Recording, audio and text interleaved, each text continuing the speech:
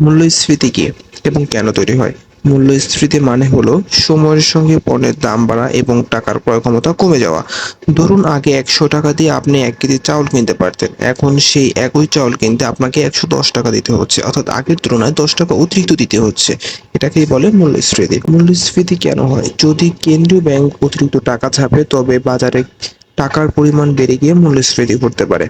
বাংলাদেশে গত ৫০ বছরের সর্বোচ্চ এবং সর্বনিম্ন মূল্যস্ফীতি কখন হয়েছিল? সালটি ছিল ১৯৭৪।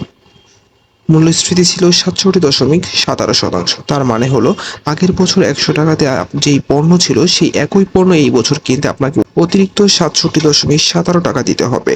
এবার তাহলে দেশের সর্বনিম্ন মূল্যস্ফীতি জেনে নেওয়া যাক।